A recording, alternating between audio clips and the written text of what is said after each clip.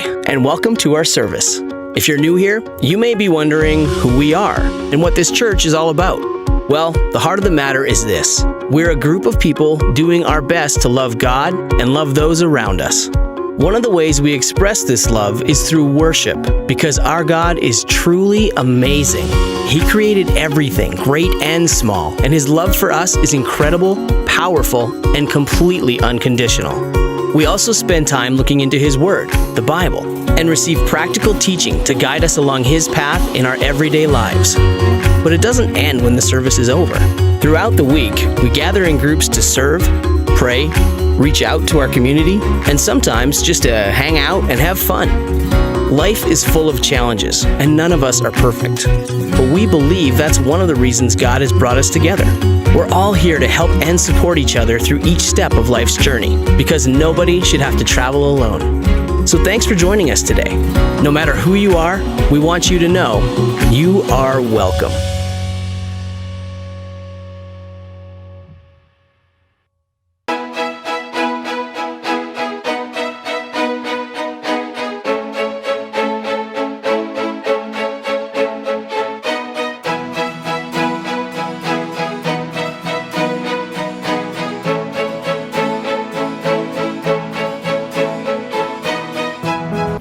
सभी को praise the Lord. आज की आराधना में मैं आप सबों का स्वागत करती हूँ। परमेश्वर का धन्यवाद हो कि परमेश्वर ने पूरे सप्ताह भर हम सब की रक्षा रखवाली हिफाजती की और आज जय के दिन में हमें ले पहुँचाया है। और आज के इस दिन को परमेश्वर ने यीशु मसीह के जी उठने के द्वारा पवित्र किया और हम धन्यवादित हैं आज के इस दिन के लिए। आज की आराधना के लिए आए हम लोग मिल करके हम लोग प्रार्थना करें कि परमेश्वर की उपस्थिति हमारे बीच में होने पाए। परमेश्वर का वचन कहता है कि तू अपने प्रभु परमेश्वर को अपने सारे मन से, अपने सारी बुद्धि से और अपनी सारी शक्ति से प्रेम रख। आइए हम प्रार्थना करें। दया और अनुग्रह से भरा परमेश्वर, हम तेरे चरणों के पास आते हैं। हम धन्यवाद देते हैं आज के इस दिन के लिए प्रभु परमेश्वर। आज के इस दिन को तूने बनाया है, हम इसमें अति आनंदित है प्रभु परमेश्वर और हम तेरी महिमा करते हैं। धन्यवाद देते हैं प्रभु परमेश्वर तेरे अद्भुत प्रेम के लिए, दया के लिए, अनुग्रह के लिए। और आज के इस दिन को हम लोग तेरे पवित्र और सामर्थ्य हाथ में सौंपते हैं प्रभु परमेश्वर। तेरी उपस्थिति हमारे बीच में उपस्थित हो। तेरी प्रतिज्ञा है कि जहाँ 2 या 3 मेरे नाम से इकट्ठे होते हैं मैं उनके बीच में उपस्थित होता हूँ। तेरी उपस्थिति के लिए हम लोग तेरा धन्यवाद करते हैं प्रभु जी। और इस समय आज की आराधना को हम लोग तेरे सामर्थ्य और बलवंत हाथ में समर्पित करते हैं। शुरू से अंत तक पवित्र आत्मा तेरी उपस्थिति हमारे बीच में होने पाए। हर आशीष रोकने वाली बातें यीशु मसीह नासरी के नाम के अधिकार से दूर किए जाएं और तेरी उपस्थिति हम सभी के मध्य में होने पाए। धन्यवाद के साथ प्रार्थना मांगते यीशु के नाम से, आमीन। इससे पहले हम लोग आराधना में आगे जाएंगे। हम लोग कन्फेशन की प्रार्थना के लिए भजन संहिता 51 को हम लोग पढ़ेंगे। आइए हम लोग जहाँ कहीं भी है अपने बाइबल को हम लोग खोलें और भजन संहिता 51 को हम लोग मिल करके हम लोग पढ़ेंगे। उसमें ऐसा लिखा हुआ है, हे परमेश्वर, अपनी करुणा के अनुसार मुझ पर अनुग्रह कर, अपनी बड़ी दया के अनुसार मेरे अपराधों को मिटा दे। मुझे भली भांति धोकर मेरा अधर्म दूर कर और मेरा पाप छुड़ाकर मुझे शुद्ध कर। मैं तो अपने अपराधों को जानता हूँ और मेरा पाप निरंतर मेरी दृष्टि में रहता है। मैंने केवल तेरे ही विरुद्ध पाप किया और जो तेरी दृष्टि में बुरा है वही किया है, ताकि तू बोलने में धर्मी और न्याय करने में निष्कलंक ठहरे। देख, मैं अधर्म के साथ उत्पन्न हुआ और पाप के साथ अपनी माता के गर्भ में पड़ा। देख, तू हृदय की सच्चाई से प्रसन्न होता है और मेरे मन ही में ज्ञान सिखाएगा। जूफा से मुझे शुद्ध कर तो मैं पवित्र हो जाऊंगा। मुझे धो और मैं हिम से भी अधिक श्वेत बनूंगा। मुझे हर्ष और आनंद की बातें सुना, जिससे जो हड्डियाँ तूने तोड़ डाली हैं वे मगन हो जाएं। अपना मुख मेरे पापों की ओर से फेर ले और मेरे सारे अधर्म के कामों को मिटा डाल। हे परमेश्वर, मेरे अंदर शुद्ध मन उत्पन्न कर और मेरे भीतर स्थिर आत्मा नए सिरे से उत्पन्न कर। मुझे अपने सामने से निकाल न दे और अपने पवित्र आत्मा को मुझसे अलग ना कर। अपने किए हुए उद्धार का हर्ष मुझे फिर से दे और उदार आत्मा देकर मुझे संभाल। तब मैं अपराधियों को तेरा मार्ग सिखाऊंगा और पापी तेरी ओर फिरेंगे। हे परमेश्वर, हे मेरे उद्धारकर्ता परमेश्वर, मुझे हत्या के अपराध से छुड़ा ले, तब मैं तेरे धर्म का जय जयकार करने पाऊँगा। हे प्रभु, मेरा मुंह खोल दे, तब मैं तेरा गुणानुवाद कर सकूँगा। क्योंकि तू मेल बलि से प्रसन्न नहीं होता, नहीं तो मैं देता। होम बलि से भी तू प्रसन्न नहीं होता। टूटा मन परमेश्वर के योग्य बलिदान है। हे परमेश्वर, तू टूटे और पीसे हुए मन को तुच्छ नहीं जानता। आइए हम लोग इस समय स्थिर के साथ में प्रार्थना करेंगे कि परमेश्वर हमारे एक एक के अपराधों को क्षमा करे और हमें शुद्ध मन हमारे जीवन में उत्पन्न करे, ताकि हम पवित्रता से हम प्रभु की आराधना कर सकें। आइए हम प्रार्थना करें। हे दयालु पिता परमेश्वर, प्रार्थना करते हैं प्रभु हमें इतने तक संभाल रखा और इस समय में हमें पिता परमेश्वर एकत्रित होने में सहायता किया प्रभु, उसके लिए धन्यवाद देते हैं। प्रार्थना करते हैं पिता परमेश्वर, हम एक एक पिता परमेश्वर आपके चरणों में आते हैं पिता परमेश्वर। हमारे एक के पापों को पिता परमेश्वर आप धो दीजिए पिता परमेश्वर, और पिता परमेश्वर हम एक एक के गुनाहों को पिता परमेश्वर आप मिटा दीजिए पिता परमेश्वर। और प्रार्थना करते हैं पिता परमेश्वर आपके सम्मुख हम लोग ग्रहण योग्य होने पाए पिता परमेश्वर। हमें शुद्ध मन दे पिता परमेश्वर, शुद्ध आत्मा दे पिता परमेश्वर, ताकि तेरे वचनों को हम लोग ग्रहण करने वाले होने पाए पिता परमेश्वर, और तेरे वचनों के अनुसार हम लोग चलने वाले होने पाए पिता परमेश्वर, और फिर से आपके नाम की हमारी स्तुति करने पाए। सारी बातों के लिए आदर में हम तुझे देते हैं पिता परमेश्वर। इस प्रार्थना को सुन सर के राज पे ग्रहण कर, आमीन। सबों को प्रेज द लॉर्ड, हालेलुया। आइए हम लोग आज के इस रविवारी आराधना को हम लोग शुरू करते हुए हम लोग गीत गाएंगे जो हमें मिलता है रिवाइवल सॉन्ग से। सॉन्ग नंबर 40 आवाज़ उठाएंगे, हम साज बजाएंगे, हे यीशु महान अपना यह गीत सुनाएंगे।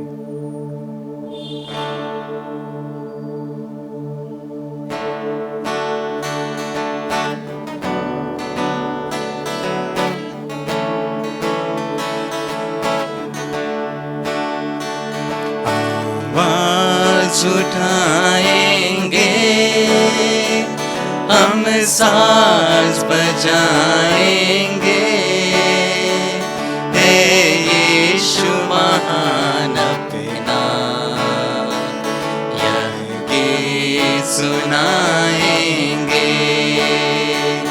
आवाज उठाएंगे हम साज बजाएंगे, हे यीशु महान अपना यह गीत सुनाएंगे। आवाज उठाएंगे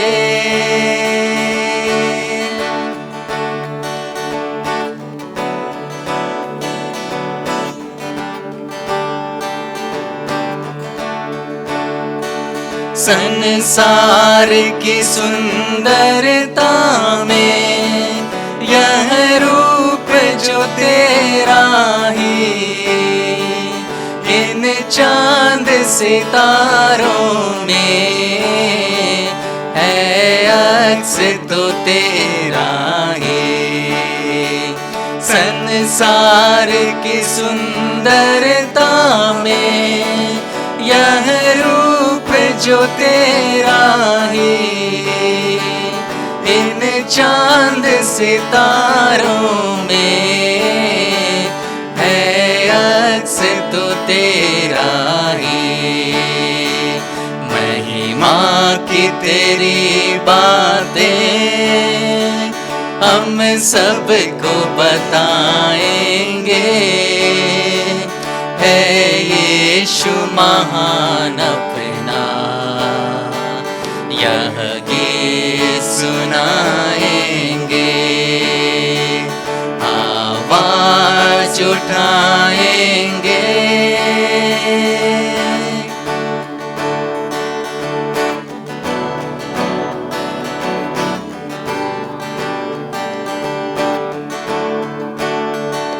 दिल तेरा खजाना है, एक पाक मोहब्बत का था पा न सका कोई।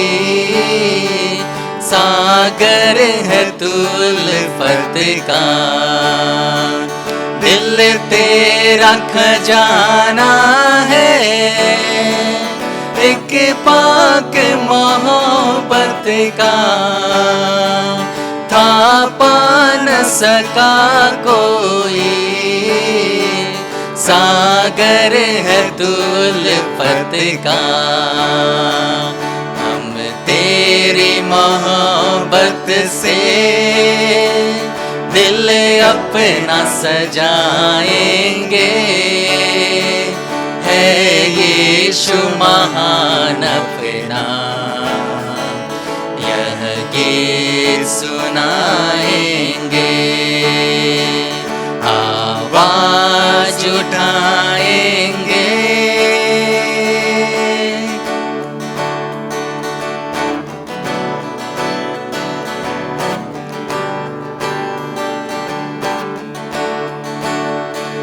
ना देख सका हमको तू पाप के सागर में, और बन के मनुष्य आया आकाश से सागर में।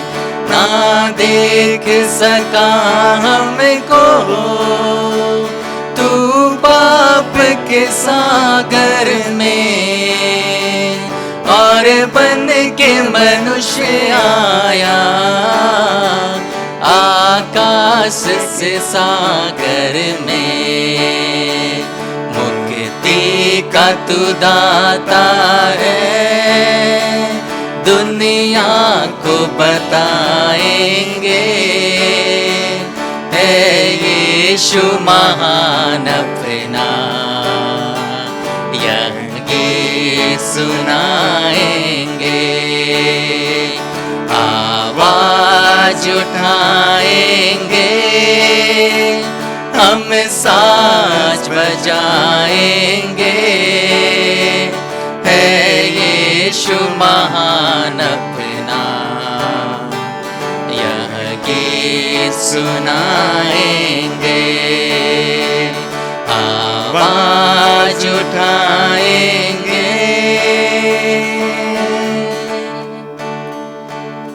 सचमुच में मेरे प्रिय, इस संसार की सुंदरता से भी बढ़कर उस परमेश्वर पिता का प्रेम है, उस परमेश्वर पिता की अपार महिमा है।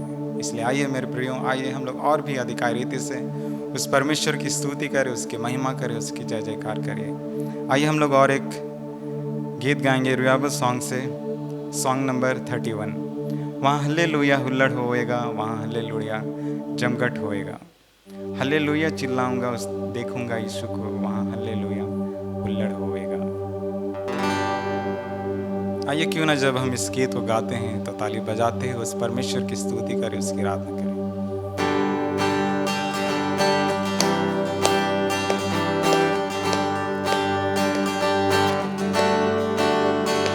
वहाँ हल्लेलुया हुल्लड़ होएगा, वहाँ हल्लेलुया जमघट होएगा, वहाँ हल्लेलुया हुल्लड़ होएगा, वहाँ हल्लेलुया जमघट होएगा।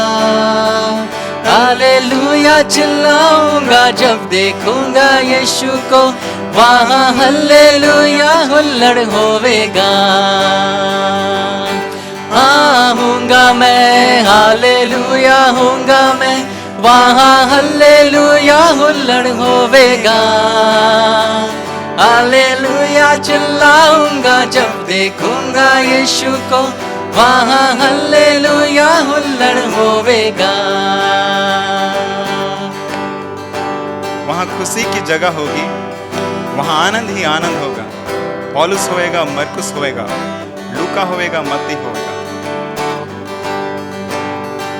वहाँ खुशी की जगह होएगी, वहाँ आनंद ही आनंद होएगा।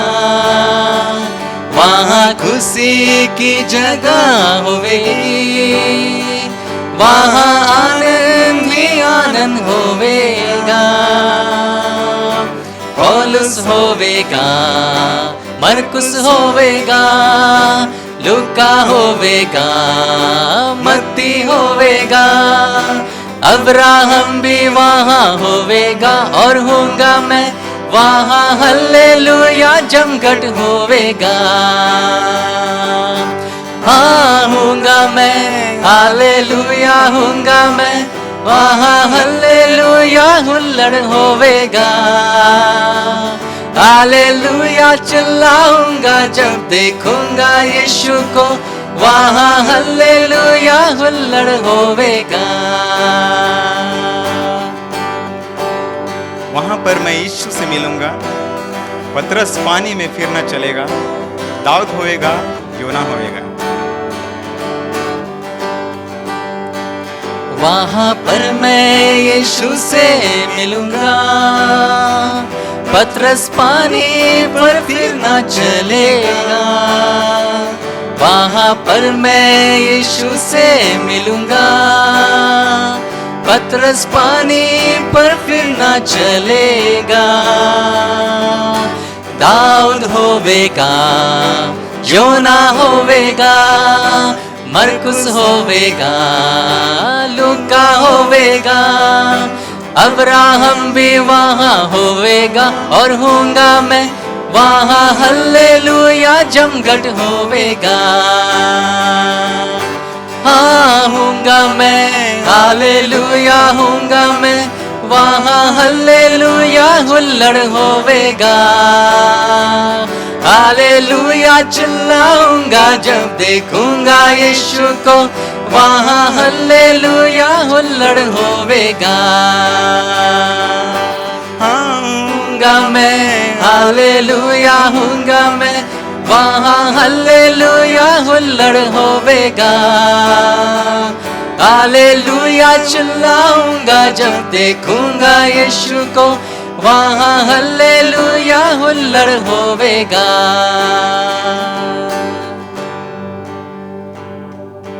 सचमुच में मेरे प्रियो, जब परमेश्वर हमारे साथ रहता है तो कोई भी ताकत, कोई भी रुकावट हमें परमेश्वर की ओर पहुंचने के लिए हमें रोक नहीं सकती। इसलिए आइए मेरे प्रिय, इस घड़ी समय है अपने हृदयों को, अपने मनों को तैयार करने की, अपने हृदयों को, अपने मनों को उस परमेश्वर के सम्मुख भावता हुआ बलिदान चढ़ाने की। आइए इस घड़ी सभी कोई प्रार्थना पूर्वक हम लोग ये गीत गाएंगे। रिवाइवल सॉन्ग से सॉन्ग नंबर 557, सॉन्ग नंबर 557। हे स्वर्गीय पिता, तेरे नाम की स्तुति हो, हे जीवन दाता, तेरे सम्मुख आते हैं हम।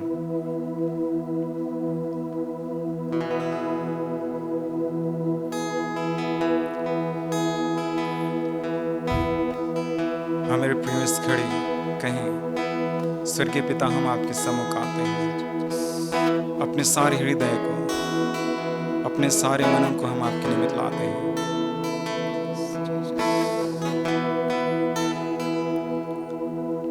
हे स्वर्गीय पिता,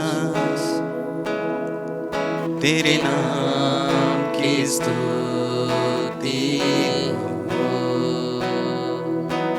हे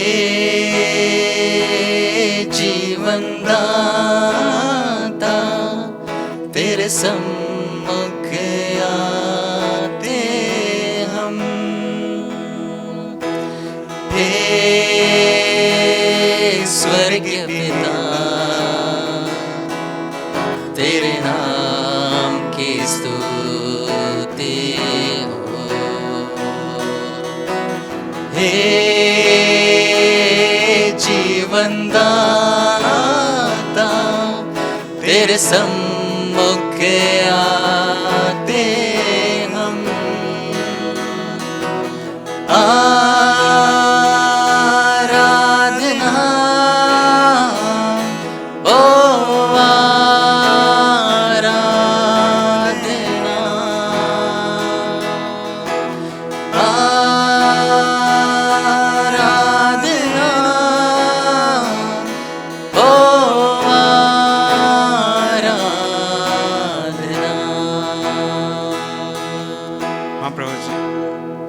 आपके सिवा ना तो कोई है और ना कोई होगा मेरे खुदाऊं।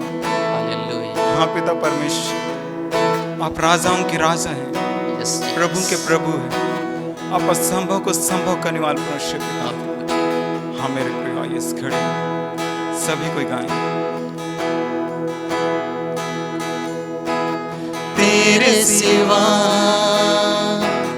कोई नहीं, आराधना के योग्य, तेरे समान कोई नहीं, स्वर्ग में या पृथ्वी में। एक साथ मिलके। तेरे सिवा कोई नहीं, आराधना के योग्य, तेरे समान कोई नहीं, स्वर्ग में या पृथ्वी में। आराधना ओ आराधना,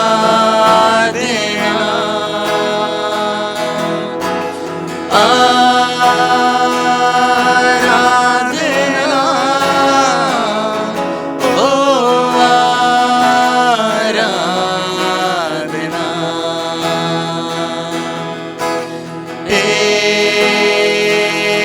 स्वर्ग पिता तेरे नाम की स्तुति हो, हे जीवन दाता तेरे सम्मुख आते हम, हे स्वर्ग पिता तेरे नाम की स्तुति हो, हे जीवन दाता तेरे सम्मुख आते हम।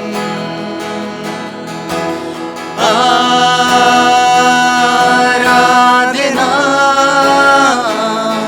ओ आराधना,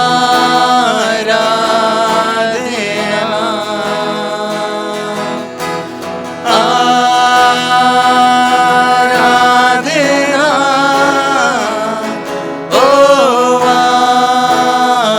आराधना।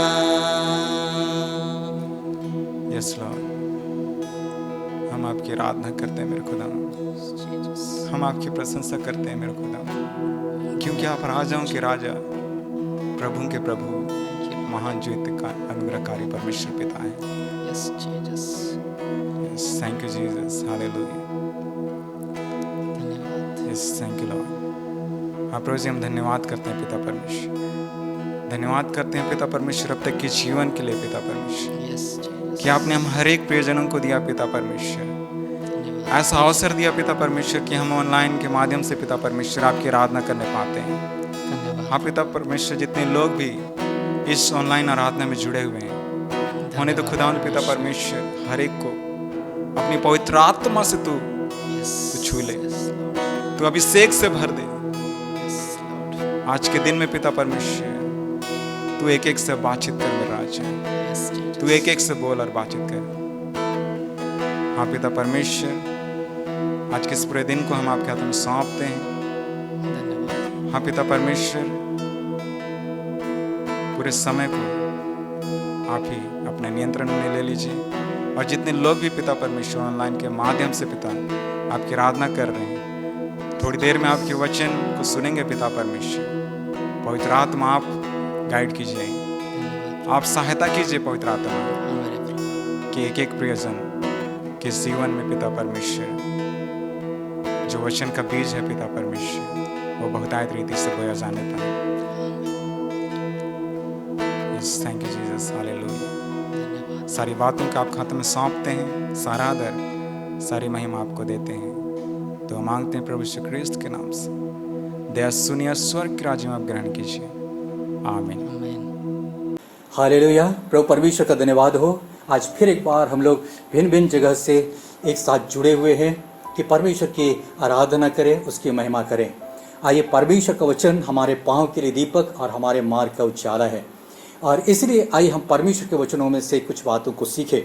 और आज का हमारा विषय है, क्या मैं अपने भाई का रखवाला हूँ। बाइबल में एक अति महत्वपूर्ण सवाल पाया जाता है, और एक न एक दिन ऐसा आने वाला है जबकि आदम से उत्पन्न होने वाले हर एक आखिरी व्यक्ति तक को इसका जवाब देना होगा। यह सवाल है जो उत्पत्ति के पुस्तक 4 अध्याय उसका 9 पद में पाया जाता है। यहोवा ने कैन से पूछा, तेरा भाई हाबिल कहाँ है? उसने कहा, मालूम नहीं, क्या मैं अपने भाई का रखवाला हूँ? परमेश्वर ने यह सवाल आदम के पहले पुत्र कैन से किया था, क्योंकि उसका बलिदान अस्वीकृत हो गया और बहुत गुस्से में था। उस समय आदम के 2 ही पुत्र थे, कैन और हाबिल। कैन खेती करने वाला किसान था और हाबिल भेड़ बकरियों का रखवाला। उनके बारे में बहुत विस्तार से तो जानकारी उपलब्ध नहीं है, किंतु वचन बताता है कि दोनों ने परमेश्वर को बलिदान चढ़ाने का निश्चय किया। कैन ने अपने खेत से अन्न लाकर बलिदान चढ़ाया, और हाबिल ने भेड़ बकरियों में से कुछ को ला करके उसने बलिदान चढ़ाया। परमेश्वर ने हाबिल का बलिदान तो ग्रहण किया, पर कैन का नहीं। कैन बहुत क्रोधित हुआ, तब परमेश्वर ने उसको सावधान किया। उत्पत्ति 4 अध्याय 5 से 9 में लिखा है, तब यहोवा ने कैन से कहा, तू क्यों क्रोधित हुआ और तेरे मुंह पर उदासी क्यों छा गई है? यदि तू भला करे तो क्या तेरी भेंट ग्रहण ना की जाएगी?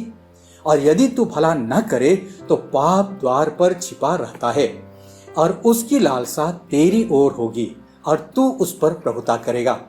तब कैन ने अपने भाई हाबिल से कुछ कहा, और जब वे मैदान में थे तब कैन ने अपने भाई हाबिल पर चढ़कर उसे घात किया।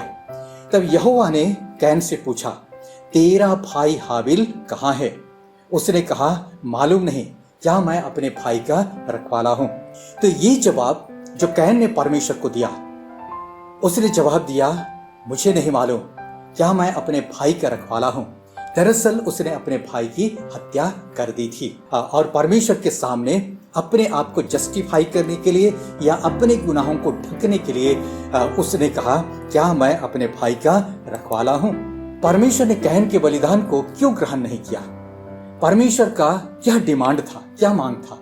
यह अलग विषय है, आज उन पर अध्ययन नहीं करेंगे। वैसे परमेश्वर की मांग पर मनुष्य का कोई नियंत्रण नहीं, या हम उसके मांगों को नहीं बदल सकते हैं, लेकिन हम अपने रिस्पॉन्स से, अपने प्रत्युत्तर पर हम नियंत्रण कर सकते हैं। कैन के क्रोध के कारण परमेश्वर ने उसे सावधान किया था, क्योंकि वो बहुत क्रोधित हो गया था। उसने कहा, पाप द्वार पर छिपा रहता है और उसकी लालसा तेरी ओर होगी, यानी वो तुझको चाहेगा और तुझे उस पर प्रभुता करना है, यानी उसको नियंत्रित करना है। अर्थात जब भी मनुष्य क्रोधित होता है, पाप द्वार पर छिपा रहता है, ताकि उस मनुष्य से गलत काम कराए, परमेश्वर के विरुद्ध कदम उठाने को उसको उस्काए। लेकिन उसे नियंत्रित करने का जिम्मेदारी मनुष्य को दिया गया है कि तू उस पर प्रभुता करना, तू उस पर प्रभुता करेगा, तुझे उसे नियंत्रित करना होगा। दूसरे शब्दों में, तुझे उसे अपने वश में करना होगा। कुछ लोगों का सवाल होता है कि यदि परमेश्वर को पता था कि कैन अपने भाई हाबिल की हत्या करेगा, तो उसने क्यों नहीं रोका? यह भी अलग विषय है। केवल आज इतना ही जानिए कि परमेश्वर ने मनुष्य को चुनाव करने की स्वतंत्रता दी है, और इस स्वतंत्रता को वो नहीं छीनता है, लेकिन वह मनुष्य उसके नतीजे से स्वतंत्र नहीं है। परमेश्वर के सवाल के जवाब में कैन का प्रत्युत्तर था, क्या मैं अपने भाई का रखवाला हूं? प्रिय मित्र, हम सामाजिक प्राणी हैं, हम समाज में रहते हैं। आए दिन कुछ ऐसी बातें होती रहती है जो हमारी भावनाओं को ठेस पहुंचाता है। हमारे लिए भी वही सिद्धांत या वही निर्देशन है कि तू अपने क्रोध को अपने वश में करना। क्योंकि हम अपने मामले में किसी की हत्या तो नहीं करते हैं, इसलिए हमें पता नहीं चलता है कि हमसे कुछ गलत भी हो रहा है। आइए कैन के प्रत्युत्तर से कुछ बातों को हम सीखें। उसका प्रत्युत्तर क्या था? क्या मैं अपने भाई का रखवाला हूं?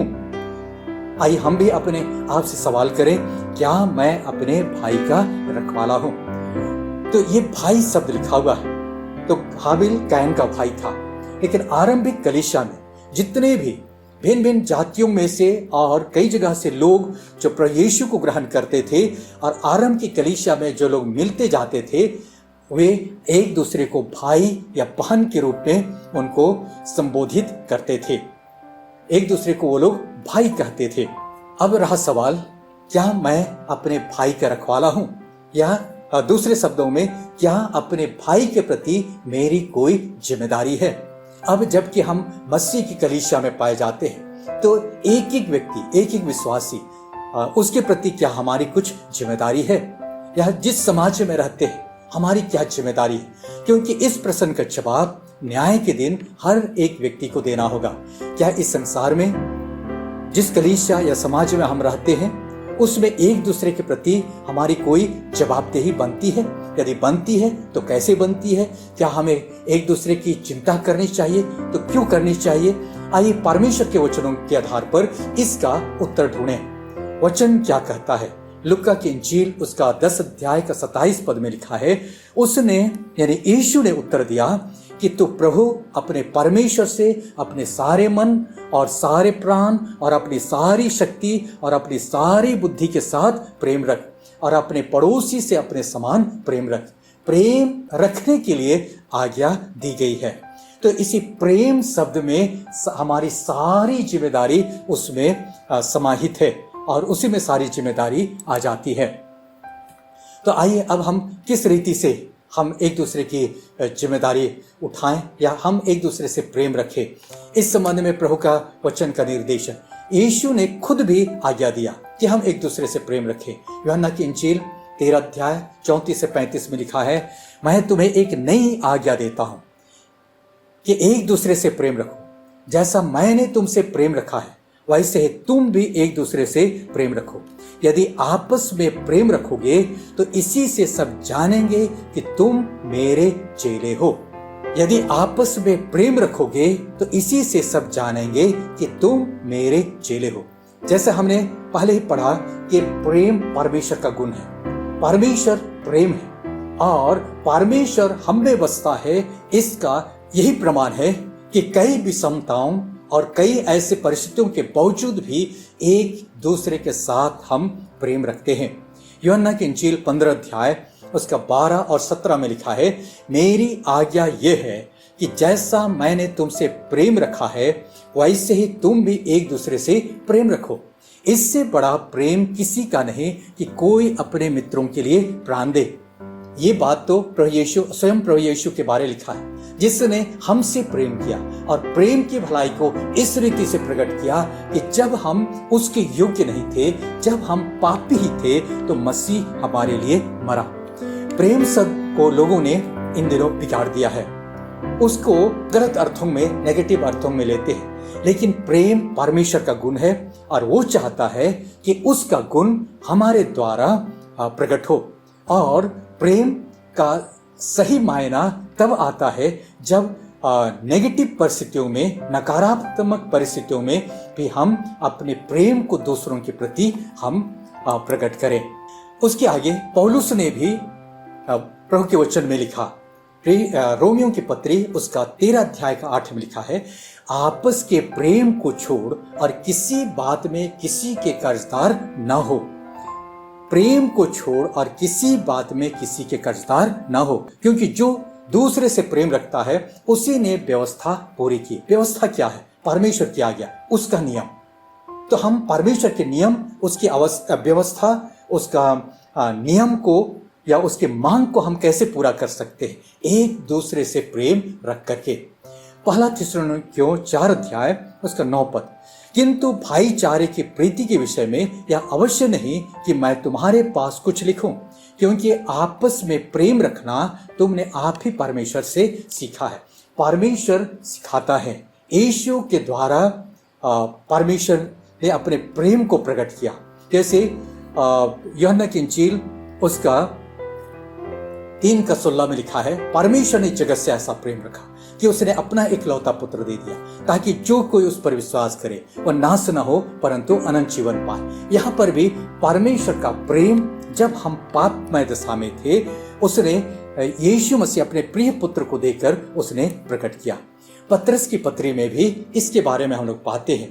पहला पतरस 1:22 में लिखा है, सो जबकि तुमने भाईचारे की निष्कपट प्रीति के निमित्त सत्य मानने से अपने मनों को पवित्र किया है, तो तन मन लगाकर एक दूसरे से अधिक प्रेम रखो।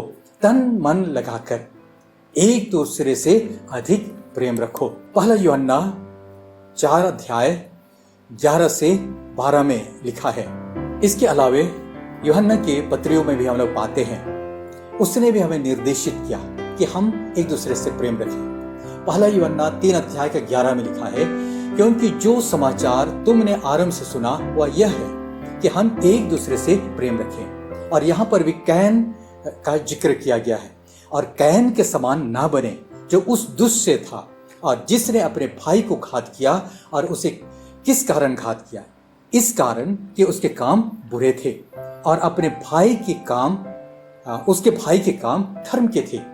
और उसकी आज्ञा यह है कि हम उसके पुत्र यीशु मसीह के नाम पर विश्वास करें और जैसा उसने हमें आज्ञा दी है उसी के अनुसार आपस में प्रेम रखें। तो यहाँ पर भी कैन का जिक्र किया गया है। उसने प्रेम नहीं रखा, जिसके कारण अपने भाई को घात किया। क्रोध का परिणाम, आखिरी परिणाम एक का हत्या हो गया। इसीलिए तुम कैन के समान ना बनो लिखा है। आगे लिखा है, हे प्रियो, हम आपस में प्रेम रखें, क्योंकि प्रेम परमेश्वर से है और जो कोई प्रेम करता है वह परमेश्वर से जन्मा है और परमेश्वर को वो जानता है। जो प्रेम नहीं रखता वो परमेश्वर को नहीं जानता है, क्योंकि परमेश्वर प्रेम है। प्रेम परमेश्वर का गुण है। जो प्रेम करता है, एक दूसरे से प्रेम रखता है, तो वो परमेश्वर को जानता है। ऐसा हमने पढ़ा। पहला यूहन्ना 4:11-12 में भी लिखा है, हे प्रियो, जब परमेश्वर ने हमसे ऐसा प्रेम किया जो हमको भी आपस में प्रेम रखना चाहिए। हमें प्रेम रखने के लिए सिखाता है। परमेश्वर को कभी किसी ने नहीं देखा। यदि हम आपस में प्रेम रखें तो परमेश्वर हमें बना रहता है और उसका प्रेम हमें सिद्ध हो गया है। जैसे यहाँ वचन में लिखा है, परमेश्वर को किसी ने नहीं देखा। यदि हम आपस में प्रेम रखें तो परमेश्वर हमें बना रहता है। परमेश्वर को किसी ने नहीं देखा, लेकिन हम दिखाते हैं एक दूसरे के साथ प्रेम करके, और वो हमें सिद्ध हो गया है। अभी कई वचनों को हमने पढ़ा और उस वचन के अनुसार हमने ये सीखा कि हमें प्रेम करना है। प्रेम करने के द्वारा हम अपने सारी जिम्मेदारियों को प्रकट करते हैं। अब आइए हम लोग उसको थोड़ा सा और विश्लेषण करें कि किस रीति से हमारा प्रेम के द्वारा हम अपने जिम्मेदारियों को पूरा कर सकते हैं। जैसे कैन ने परमेश्वर को जवाब दिया, क्या मैं अपने भाई का रखवाला हूं? अब इन वचनों के अनुसार हम कह सकते हैं, हाँ, हम अपने भाई के रखवाले हैं। आइए हम जब अपने भाई के रखवाले हैं तो उस रखवालेपन को कैसे प्रकट करें, परमेश्वर के प्रेम को हम कैसे प्रकट करें। नंबर 1, एक दूसरे को ग्रहण करके। रोमियो 15:7 में लिखा है, इसलिए जैसा मसीह ने भी परमेश्वर की महिमा के लिए तुम्हें ग्रहण किया है, वैसे ही तुम भी एक दूसरे को ग्रहण करो। कई बार हम लोग एक दूसरे को किस रीति से ग्रहण करते हैं? क्या वो हमारे सामाजिक स्तर का है कि नहीं? क्या वो हमारे स्टेटस से वो मेल खाता है कि नहीं? तो कई प्रकार का भेदभाव हम रखते हैं, लेकिन यह प्रभु का वचन कहता है, जैसा मसीह ने भी परमेश्वर की महिमा के लिए तुम्हें ग्रहण किया, वैसे तुम भी एक दूसरे को ग्रहण करो। हम उसके योग्य नहीं थे, लेकिन उसने हमें ग्रहण किया। रोमियो 5:8 में, परंतु परमेश्वर ने हम पर अपने प्रेम की भलाई इस रीति से प्रकट किया कि जब हम पापी ही थे तभी मसीह हमारे लिए मरा। यानी हम पापी ही थे, उसके योग्य नहीं थे, तब मसीह हमारे लिए बलिदान हुआ। हम कई बार लोगों को उस आधार पर ग्रहण करते हैं कि वो हमारे शर्तों को पूरा करें, हम हमारे इच्छा के अनुसार उसका जीवन हो, लेकिन परमेश्वर ने हमें बिना शर्त ग्रहण करने के लिए उसका वचन कहता है। मत्ती 5:46-47 में लिखा है, क्योंकि यदि तुम अपने प्रेम रखने वालों ही से प्रेम रखो तो तुम्हारे लिए क्या लाभ? क्या महसूल लेने वाले भी ऐसा नहीं करते? और यदि तुम केवल अपने भाइयों को ही नमस्कार करो तो कौन सा बड़ा काम करते हो? क्या अन्य जाति भी ऐसा नहीं करते? यानी दूसरे लोगों से भी बढ़कर हमारा ये प्रेम प्रकट होने की आवश्यकता है। यानी जो हमें नमस्कार करते हैं उनको नमस्कार करें, जो हमसे प्रेम करते हैं उनसे प्रेम रखें, जो हमारा आदर करते हैं उन्हीं को आदर करें। तो परमेश्वर कहता है कि ये तो परमेश्वर का वो अनकंडीशनल प्रेम नहीं है। दूसरी बात, एक दूसरे के लिए उन्नति का कारण बन के, रोमियो 14:19 में लिखा है, इसलिए हम उन बातों का प्रयत्न करें जिनसे मेल मिलाप और एक दूसरे का सुधार हो। यहाँ हिंदी बाइबल में सुधार शब्द लिखा हुआ है, लेकिन इंग्लिश बाइबल में है एडिफाई। सुधार के लिए जो शब्द लिखा हुआ है वो एडिफाई, यानी उन्नति का कारण, यानी मेरे कारण से अगले व्यक्ति का किसी न किसी रीति से उन्नति होने पाए। इसका अर्थ है कि परमेश्वर चाहता है कि हम एक दूसरे की उन्नति का कारण बने। हम परमेश्वर के प्रेम को कैसे प्रकट कर सकते हैं? पहला चीज हमने सीखा कि बिना शर्त हम एक दूसरे को ग्रहण करें। उसके बाद दूसरी चीज जो हम सीख रहे हैं वो है एक दूसरे के लिए उन्नति का कारण बने, और यह अपने आप नहीं हो जाता है। इसके लिए इंटेंशनली प्रयास करने की आवश्यकता पड़ती है, सोच समझ करके, यानी पहल करने की आवश्यकता पड़ती है। इसके लिए क्या एक दूसरे के जरूरतों को हम लोग समझ पाते हैं? यानी जहां कहीं आप जरूरत देखें, जहां पर कहीं आप उसके उन्नति का कारण देखें, तो वहां हमें पहल करने की आवश्यकता है। एक व्यक्ति अलग अलग रीति से, हर एक व्यक्ति योग्य है, परमेश्वर ने अलग अलग योग्यता दिया। आप अपनी योग्यता के अनुसार एक दूसरे का उन्नति का कारण बने। आइए खुद से पूछे कि आप अपनी योग्यता का उपयोग करके कितने लोगों के लिए उन्नति का कारण बने हैं, और यदि आप उन्नति का कारण बने हैं तो प्रभु आपको बहुत ताकत के साथ आशीष दे और भी अधिक बढ़ाए। लेकिन यदि आज तक आप किसी के उन्नति का कारण नहीं बने हैं तो अब आवश्यकता है कि इसी सप्ताह से आप किसी न किसी एक व्यक्ति के लिए किसी तरीके से उसके उन्नति का कारण आप बने। तीसरी बात, एक दूसरे की सेवा करके। गलातियों की पत्री 5 अध्याय उसका 13 पद में लिखा है, हे भाइयों, तुम स्वतंत्र होने के लिए बुलाए गए हो, परंतु ऐसा न हो कि यह स्वतंत्रता शारीरिक कामों के लिए अवसर बने, वरन प्रेम से एक दूसरे के दास बनो। यहां पर दास शब्द का प्रयोग किया गया है। दास शब्द का अर्थ ऐसे लोग जो सेवा करते हैं। पुराने जमाने में दास हुआ करते थे, उन्हें कुछ नहीं दिया जाता था और बिना लाभ के वो लोग अपने स्वामी की सेवा करते थे। परमेश्वर का वचन कहता है कि हम एक दूसरे की सेवा निस्वार्थ भाव से करें, ये सोच करके नहीं कि इसके बदले में हमें क्या मिलेगा। विशेषकर उनकी सेवा जो समाज में किसी न किसी रीति से कमजोर है, या आर्थिक रीति से, या शैक्षणिक दृष्टि से, या और प्रकार से जो कमजोर है, उनकी हम सेवा करें। प्रभु यीशु ने अपने चेलों का पांव धोया और धोने के बाद उनसे कहा, मैंने गुरु होकर के तुम्हारे पांव धोए हैं, इस प्रकार मैंने तुम्हें नमूना दिखा दिया है, तुम भी एक दूसरे के साथ ऐसा ही किया करो। यीशु ने हमें नमूना दिखा दिया, अब हमें करने की आवश्यकता है कि एक दूसरे की हम सेवा करें। चौथी बात, एक दूसरे को संभालने के द्वारा हम परमेश्वर के प्रेम को सिद्ध कर सकते हैं, अपनी जिम्मेदारियों को पूरा कर सकते हैं, अपने भाई का रखवाला बन सकते हैं। गलातियों 6 अध्याय 1 से 2 में लिखा है, हे भाइयों, यदि कोई मनुष्य किसी अपराध में पकड़ा जाए तो तुम जो आत्मिक हो नम्रता के साथ ऐसे को संभालो। यहाँ पर प्रभु का वचन कहता है कि जो व्यक्ति किसी कारण से किसी पाप में या गलती में या किसी ऐसी चीजों में गिर जाए या पकड़ा जाए तो ऐसे लोगों को बहिष्कार, यानी कामों का जरूर हमें बहिष्कार करने की आवश्यकता है, लेकिन व्यक्ति को बहिष्कार करने के बदले हम उनको संभालें, उनको फिर से सही रास्ते पर लेकर के आए। अपने बीच में से हो सकता है कई लोग समय समय पर जो विश्वास से भटक जाते हैं, किसी पाप में गिर जाते हैं। हमारा फर्ज बनता है कि हम ऐसे मामलों में लापरवाही ना बरते, ना ही उनको हम धुतकारे, सावधानी बरते और देर ना करें, उनको संभाले और उनको प्रभु में फिर से रिस्टोर करें। वचन कहता है याकूब की पत्री 5 अध्याय 19 से 20 में लिखा है, हे मेरे भाइयों, यदि तुम में से कोई सत्य के मार्ग से भटक जाए और कोई उसे फेर लाए तो वह यह जान ले कि जो कोई किसी भटके हुए पापी को फेर लाएगा वह एक प्राण को मृत्यु से बचाएगा और अनेक पापों पर पर्दा डालेगा। यानी जब आप एक के भटके हुए व्यक्ति को आप सही रास्ते पर लाते हैं तो एक व्यक्ति को आप नरक की आग से आप बचाते हैं, मृत्यु से उसके प्राण को आप बचाते हैं, उसके पापों पर आप पर्दा डाल दे रहे हैं। तो आइए इसके बाद पांचवी बात कि हम अपनी जिम्मेदारी को कैसे उठाएं, कैसे हम अपने भाई का रखवाला होने का काम को हम सिद्ध करें, कैसे परमेश्वर के प्रेम को हम सिद्ध करें।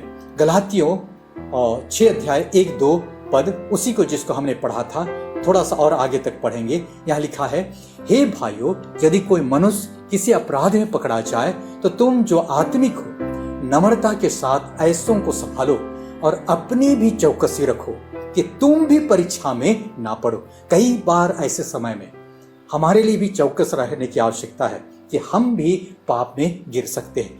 तुम एक दूसरे का भार उठाओ और इस प्रकार मसीह की व्यवस्था को पूरा करो, संभालने के द्वारा, एक दूसरे का भार उठाने के द्वारा। इस संसार में जिन्हें हम कई बार अपनी संपत्ति समझते हैं वे हमारी नहीं है, उसका स्वामित्व हमारे पास नहीं लेकिन परमेश्वर के पास है। उसने हमें दिया कि हम उसका उपयोग सही रीति से करें, इस रीति से करें जिससे कि उसकी महिमा हो। पहला यूहन्ना 13:17-18 में लिखा है, जिस किसी के पास संसार की संपत्ति हो और वह अपने भाई को कंगाल देखकर उस पर तरस खाना ना चाहे तो वह उसमें परमेश्वर का प्रेम क्यों कर बना रहेगा। हे बालकों, हम वचन और जीभ ही से नहीं पर काम और सत्य के द्वारा भी प्रेम रखें। तो इस रीति से यदि मेरे पास पर्याप्त मात्रा में है और कोई हमारा भाई या तो प्रभु में एक विश्वासी जन जो कई प्रकार की घटी में पाया जाता है, अब मेरा फर्ज बनता है कि मैं उसका भार उठाने का अर्थ यह है कि अपने इन आशीषों में, अपने योग्यताओं में, इन धन संपत्ति में से उसकी सहायता करूं। तो इस रीति से हम कह सकते हैं, जैसे कैन ने कहा, क्या मैं अपने भाई का रखवाला हूं? प्रभु का वचन कहता है, हाँ, हम जवाबदेह हैं, हम रखवाले हैं, तो हम एक दूसरे का भार उठा सकते हैं। तो पिछले दिनों हमारे एक मित्र ने एक व्हाट्सएप का संदेश भेजा। उसमें कुवैत के सबसे अमीर व्यक्ति का नाम को लेकर उसमें कुछ लिखा था कि वह अपने असली मकान को चला गया और सब कुछ यहीं छोड़ गया। ये वाला संदेश थोड़ा सा अटपटा लगा। मैं उत्सुकतावश उसको आगे देखने लगा। उसके नीचे एक ताजा कब्र चित्र था और उसके आगे उसकी बेशुमार दौलत का फोटो लगा हुआ था। तो ठीक वैसे ही इस संसार का जो कुछ भी धन दौलत यही रह जाएगा, किसी काम का नहीं आएगा। इसलिए समय रहते आइए हम एक दूसरे का भार उठाने के लिए उसको काम में लाएं। आइए, इस संसार में सब कुछ छूट जाएगा, छूटने से पहले उसका हम सदुपयोग करें कि परमेश्वर को उससे महिमा मिले।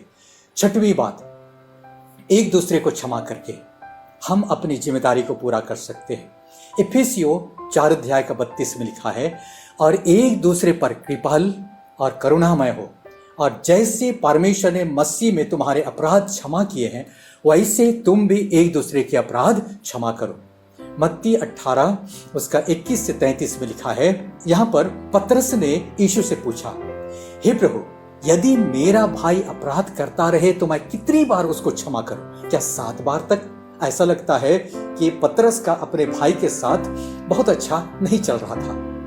आम जिंदगी में प्राय हम भी इस प्रकार के कई सवालों से जूझते हैं कि हम कितनी बार क्षमा करें। क्षमा करते करते थक गए।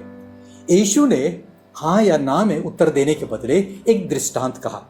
उस दृष्टांत में एक व्यक्ति राजा से 10,000 तोड़े धरता था, यानी ढेर सारे चांदी के सिक्के धरता था, यानी उसके कर्जदार था।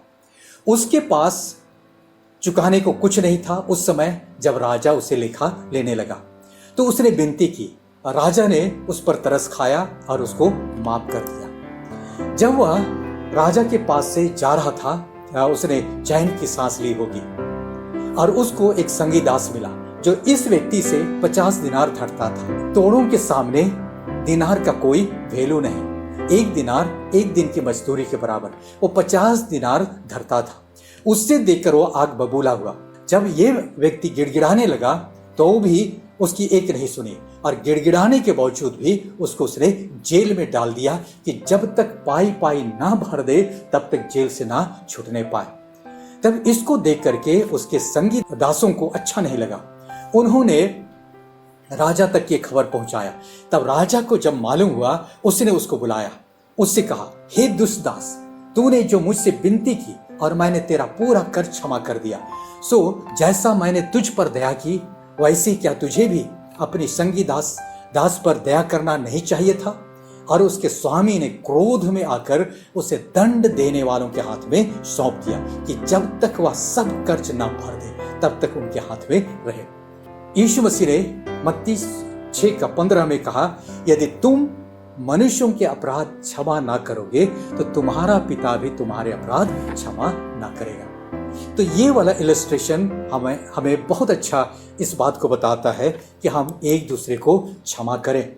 7वीं बात, एक दूसरे के अधीन में रहें। इफिसियों 5 अध्याय उसका 21 पद में लिखा है, और मसीह के भय से एक दूसरे के अधीन रहो।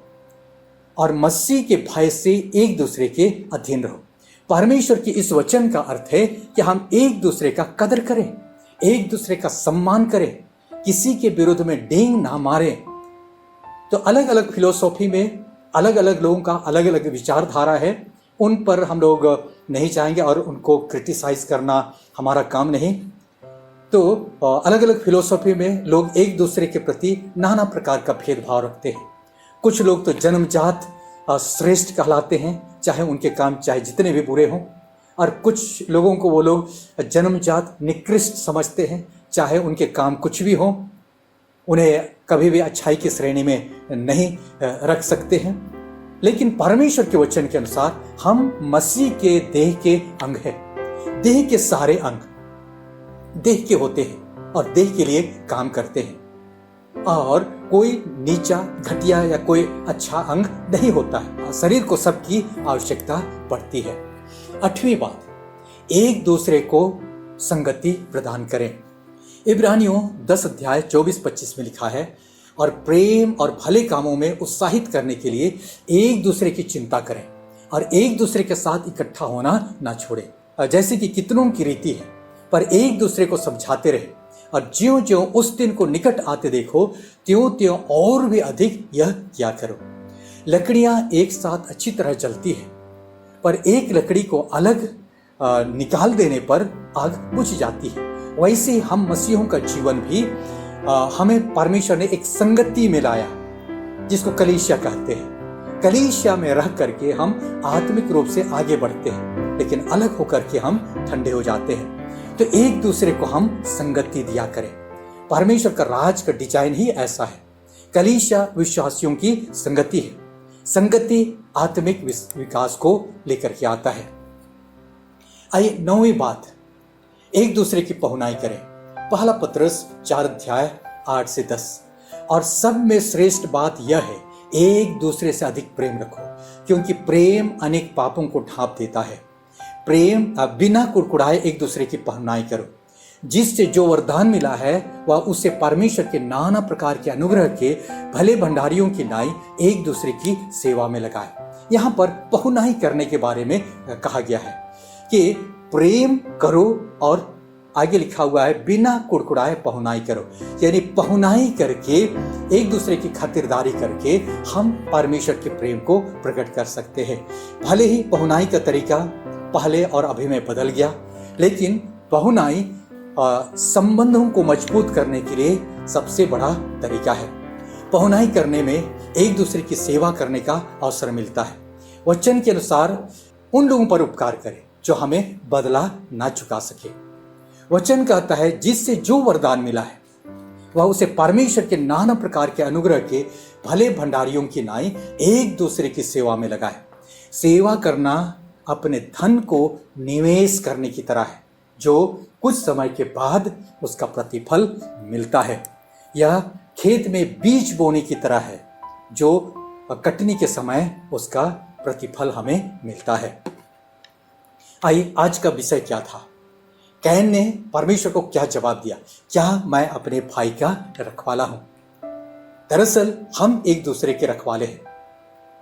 उसने यह कथन अपने गुनाहों पर पर्दा डालने के लिए कहा था, लेकिन हर व्यक्ति के लिए जिम्मेदारी है कि एक दूसरे की जिम्मेदारी को निभाए। इन वचनों में एक दूसरे के संबंध में जो कुछ कहा गया है, उससे निश्चय होता है कि हमें एक दूसरे के प्रति जिम्मेदारी प्रदान की गई है। एक दूसरे के संबंध में जिम्मेदारी प्रदान की गई, उसे पूरा न करने पर परमेश्वर हमसे उसका पूरा एक दिन हिसाब लेगा।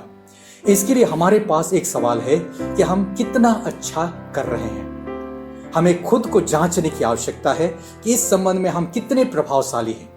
एक दूसरे के प्रति अपनी जिम्मेदारियों को पूरा करने में हम कितने सक्षम हैं। तो आइए, अपने गुनाहों पर पर्दा डालने की आवश्यकता ना पड़े कि क्या मैं अपने भाई का रखवाला हूं, ऐसे कहने की आवश्यकता ना पड़े। वैसे बाइबल में प्रेरितों के काम नाम की पुस्तक का आरंभिक कलीसिया के व्यवहारों को के बारे में लिखा हुआ है, जो कि हमारे लिए आदर्श प्रस्तुत करते हैं। पौलुस जगह जगह जाकर विश्वासियों का झुंड वो तैयार करते जाता था। बाद में फिर वहां जा करके उन्हें परमेश्वर का वचन सिखाया करता था। उसी क्रम में एक बार वो जा रहा था। इसका वर्णन है प्रेरितों के काम 20 अध्याय 7 से 12 में। यहां लिखा है, सप्ताह के पहले दिन जब हम रोटी तोड़ने के लिए इकट्ठे हुए, तो पौलुस ने जो दूसरे दिन चले जाने पर था उनसे बातें की और आधी रात तक बातें करता रहा। जिस अटारी पर हम इकट्ठे थे उसे बहुत से दिए जल रहे थे, और युतुखुस नाम का एक जवान खिड़की पर बैठा हुआ गहरी नींद से झुक रहा था। और जब पौलुस देर तक बातें करता रहा तो वह नींद के झोंके में तीसरी अटारी पर से गिर पड़ा और मरा हुआ उठाया गया। परंतु पौलुस उतरकर उसे लिपट गया और उसे गले लगाकर कहा, घबराओ नहीं, क्योंकि उसका प्राण उसी में है। और ऊपर जाकर रोटी तोड़ी और खाकर इतनी देर तक उनसे बातें करता रहा कि पांव फट गए। फिर वह चला गया और वे उस लड़के को जीवित और ले गए और बहुत शांति पाई। यहाँ पर पौलुस का रिस्पॉन्स जो हमारे लिए आदर्श प्रस्तुत करता है। यहाँ पर प्रथम कलीसिया के लोगों का जो रिस्पॉन्स था, उसके द्वारा हम कुछ बातों को सीखें। आराधना चल रही थी, पौलुस आया हुआ था, उनको उपदेश दे रहा था, देर तक उनको वचन सिखा रहा था। यहाँ लिखा हुआ आधी रात तक। यहाँ पर इन लोगों के हिम्मत को भी दाद देना होगा। शाम से लेकर आधी रात तक परमेश्वर के वचन को सुन रहे थे, यानी इनके अंदर में इतनी भूख थी। तब उसी बीच में यहाँ युतुखुस का वर्णन है। एक नौजवान था जो खिड़की पर बैठा, गलत जगह बैठा हुआ था और नींद से झुक रहा था। ऐसा लगता है कि आगे झुका, पीछे झुका, आगे झुका, ऐसे कई देर तक वो झुक रहा था। तब लिखा है, जब पौलुस देर तक बातें करता रहा तो नींद के झोंके में तीसरी अटारी पर से गिर पड़ा और मरा हुआ उठाया गया। यहाँ पर हम नहीं जानते हैं कि क्यों उसने उस गलत जगह को चुना। हो सकता है भीड़ था, हो सकता है वहाँ ढेर लोग थे, गर्मी थी, हो सकता है बाहर भी देखना चाह रहा था, या तो हवा का आनंद ले रहा था। लेकिन कुछ भी हो, गलत चुनाव उसने किया। नींद के झोंके में गिर पड़ा और मर गया। तो यहाँ पर पौलुस ने उस तुरंत आकर के उससे लिपट गया, गले लगाकर कहा, घबराओ मत, इसका प्राण इसी में है। और उसको जीवित वो लोग उठा करके ले गए।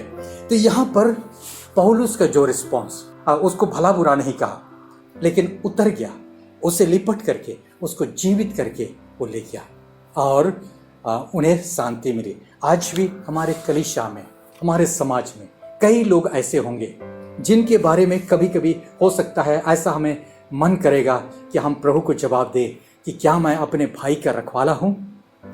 जवाब तो यही है कि हम उसके रखवाले हैं। और 9 बातों को हमने सीखा कि किस रीति से हम इस रखवालेपन को पूरा करें। परमेश्वर ने प्रेम करने के लिए कहा, उस जिम्मेदारी को हम कैसे पूरा करें।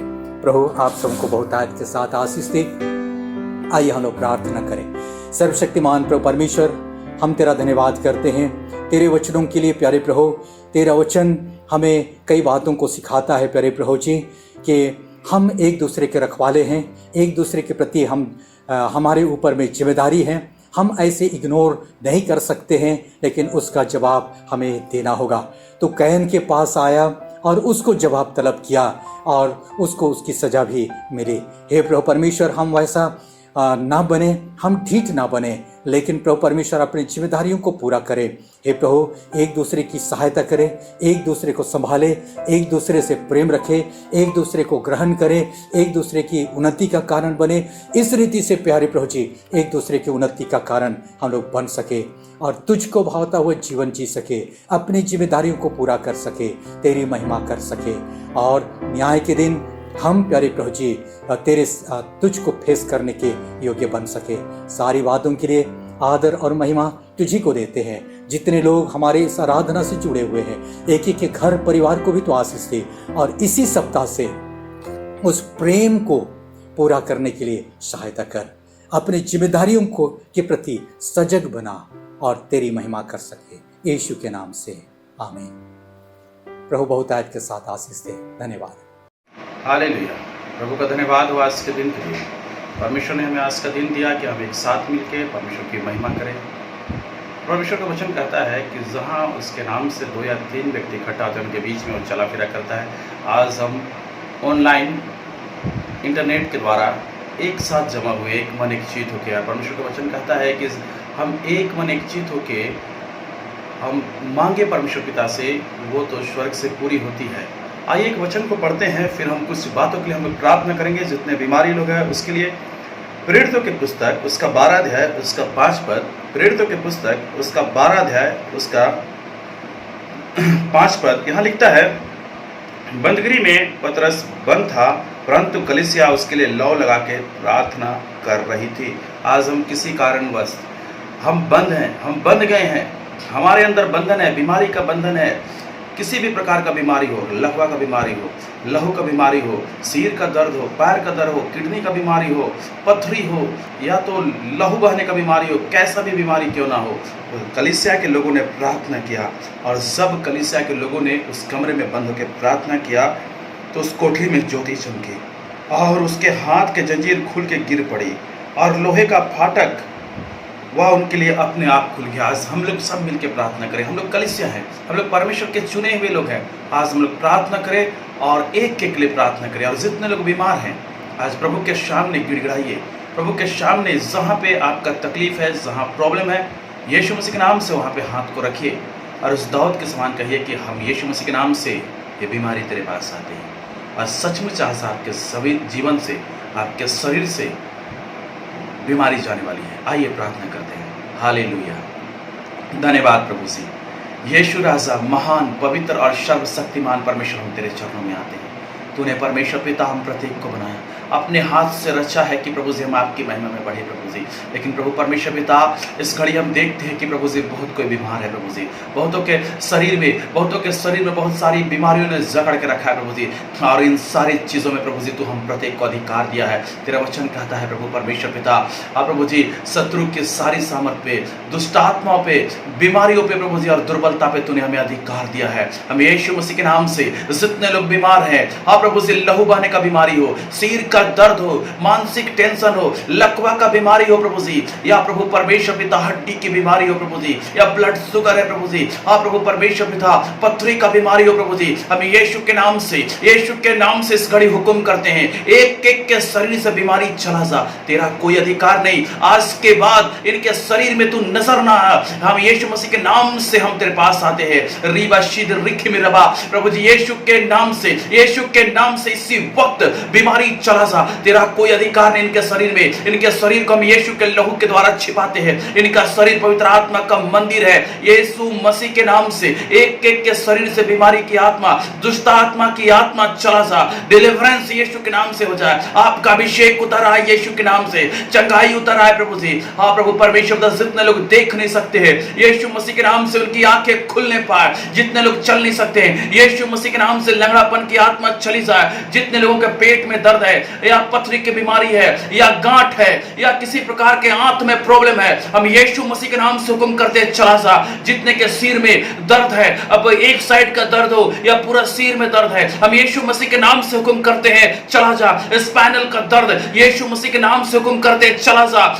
हाथों का दर्द, जोड़ों का दर्द यीशु के नाम से, गठिया की बीमारी चला जा। लकवा की आत्मा जिन्हें जकड़ के रखा है और रक्तचाप को रोक के रखा है, यीशु मसीह के नाम से फिर से रक्तचाप चालू हो जाए, उनके शरीर में तेरा बल आ जाए प्रभु जी। यीशु के नाम से लोग स्ट्रेचर को छोड़ दे, यीशु मसीह के नाम से व्हीलचेयर को छोड़ दे, यीशु मसीह के नाम से खड़े हो जाए प्रभु जी। हाँ प्रभु परमेश्वर पिता, तुझ में सामर्थ्य है प्रभु जी। आज फिर से प्रभु जी अपने हाथों को बढ़ा दे, एक एक को छू ले प्रभु जी, एक एक को छू ले यीशु के नाम से। बीमारी चली जाए, तकलीफ चली जाए, एक एक का घर में शांति हो जाए, एक एक घर में आपकी उपस्थिति आ जाए, आपकी भरपूरी आ जाए यीशु के नाम से। आपका परमेश्वर पिता महिमा का बादल एक एक को छेक ले, एक एक को अभिषेक कर प्रभु जी। प्रभु हम तेरे हाथ में सौंपते हैं। प्रकाश प्रकाश जिनके हाथों में दाहिने हाथों में बीच का अंगुली में बहुत दर्द होता है, जो एक्सीडेंट के समय लगा था, आज के बाद उस दर्द चला जा रहा है यीशु के नाम से। यीशु के नाम से उनके बीच की अंगुली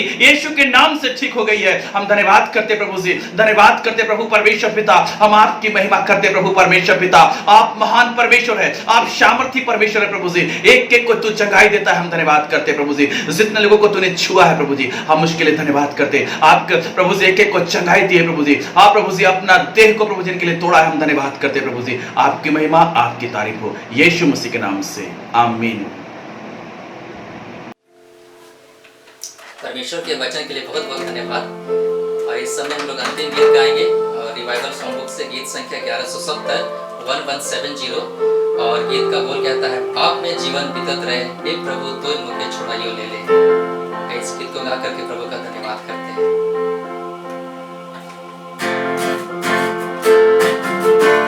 और एक साथी गीत है, तो जहाँ कहीं भी है, जहाँ कहीं से कनेक्टेड है, और तो वहाँ पर सब कोई अपने ताले को बजा सकते हैं परमेश्वर की महिमा के लिए।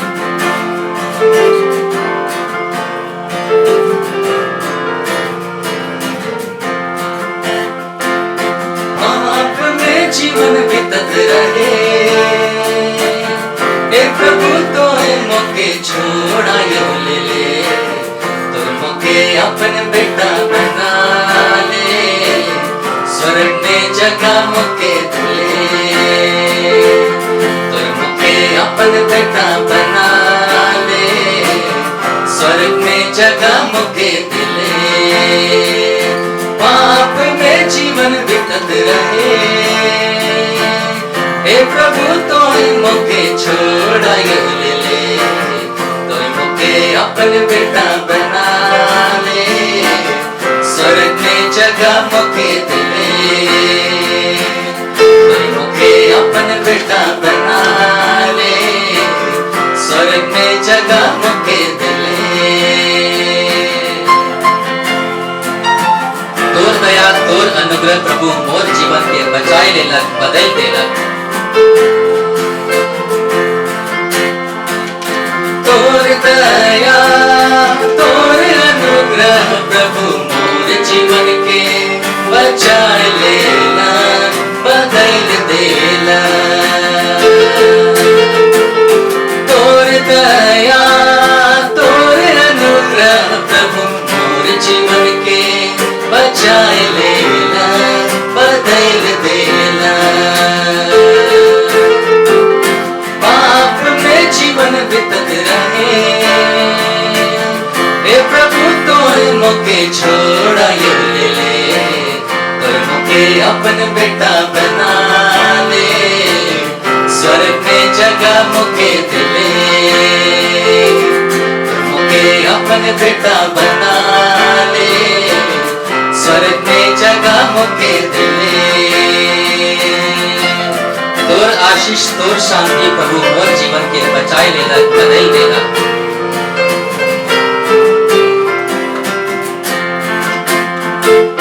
तोर आशीष तोर शांति प्रभु मोर जीवन के बचाए लेलक, बदल देलक।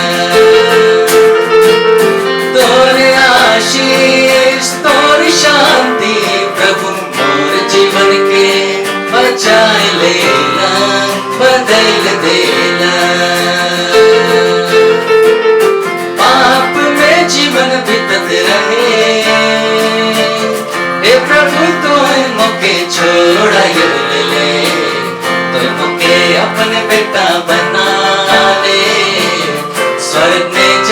मुके दिले तो मुके अपन बेटा बनावे स्वर्ग में जगह मुके दिले तोर वचन तोर मेल प्रेम प्रभु मोर जीवन के बचाए लेना बदल देना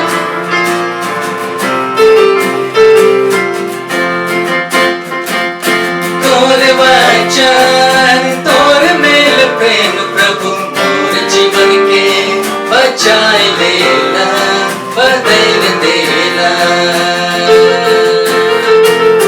तोर वचन तोर मेल प्रेम प्रभु मोर जीवन के बचाए लेना बदल देना पाप में जीवन बितत रहे हे प्रभु तोहे मुके छोड़ायो ले तोहे मुके अपन बेटा बना ले स्वर्ग में जगह मुके दिले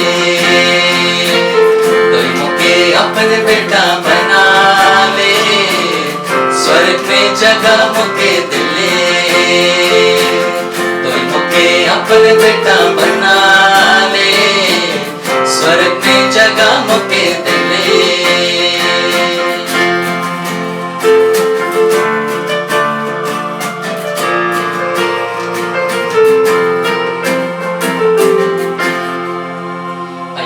कहीं भी अपने आंखों को बंद करेंगे आइए हम सारी बातों के लिए पिता परमेश्वर का धन्यवाद करेंगे अंतिम प्रार्थना में जाएंगे आइए हम प्रार्थना करें धन्यवाद धन्यवाद धन्यवाद अनुग्रहकारी पिता परमेश्वर राजाओं के राजा प्रभुओं के प्रभु सामर्थ्य पिता परमेश्वर हम फिर से एक बार परमेश्वर पिता आपके निकटता में आते हैं खुदा बाप और सारी बातों के लिए सारी आशीषों के लिए आपके अनुग्रह के लिए आपकी उपस्थिति के लिए प्यार परमेश्वर पिता हृदय से आपका धन्यवाद करते हैं मेरे प्रभु जी हम धन्यवाद के साथ परमेश्वर पिता आपके सम्मुख आते हैं पिता परमेश्वर के तूने हमें ऐसा योग्य बनाया पिता परमेश्वर की आपकी स्तुति आराधना को करने पाते हैं प्यार प्रभु जी हम धन्यवाद देना चाहते हैं पिता परमेश्वर फिर से एक बार आज की आराधना के लिए आज के गीतों के लिए आज की आराधना के लिए आज के वचन के लिए आज की प्रार्थनाओं के लिए सब बातों के लिए पिता परमेश्वर फिर से हम सभी को मिलकर के आपका धन्यवाद देना चाहते हैं और हम विश्वास करते हैं पिता परमेश्वर की आपने परमेश्वर पिता हमें सारे को इस्तेमाल किया है और परमेश्वर पिता इस्तेमाल करना चाहते हैं पिता परमेश्वर हम धन्यवाद देना चाहते हैं फिर से परमेश्वर पिता अभी हम देखते हैं कि संसार पैंडेमिक सिचुएशन से गुजर रहा प्यार प्रभु जी लेकिन पिता परमेश्वर हम देखने पाते हैं परमेश्वर पिता कोरोना का जो परमेश्वर पिता जो एक तरह से भय है पिता परमेश्वर लेकिन ऐसा विश्वास करते हैं इस कोरोना से बढ़ करके आपकी करुणा है पिता परमेश्वर जो परमेश्वर पिता सदैव हमारे संग साथ है पिता परमेश्वर परमेश्वर पिता हम धन्यवाद देना चाहते हैं और प्रार्थना कर जितने कोई बीमार है परमेश्वर जो इतने कोई भी संक्रमित है पिता परमेश्वर आप उन सभी को चंगाई को प्रदान करें पिता परमेश्वर यीशु मसीह के नाम से उनका बीमारी जाती रहे पिता परमेश्वर और जो लोग चंगे हैं स्वस्थ हैं पिता परमेश्वर उनमें किसी प्रकार के इन्फेक्शन की बातें ना होने पाए पिता परमेश्वर आप परमेश्वर दुआ करते हैं परमेश्वर हर कोई कि आप संग साथ हो जाए पिता परमेश्वर आप परमेश्वर पिता हम देखने पाते हैं कई लोग इस समय जो लाचार हैं बेरोजगार है पिता परमेश्वर कई के पास काम नहीं है कई के पास खाने पीने की वस्तुएं नहीं मिल रही पिता परमेश्वर हम दुआ करते हैं सारे लोगों को परमेश्वर पिता आपके दया पे हाथों में समर्पित करते हैं पिता परमेश्वर आप परमेश्वर पिता आप अपने लोगों को भेजिए मेरे प्रभु जी आप पिता परमेश्वर दुआ करते हैं सरकार को ऐसा योग्य बनाए पिता परमेश्वर की अपने लोगों को अपने राज्य के लोगों को अपनी जगह पर रोजगार को देने वाले होने सके पिता परमेश्वर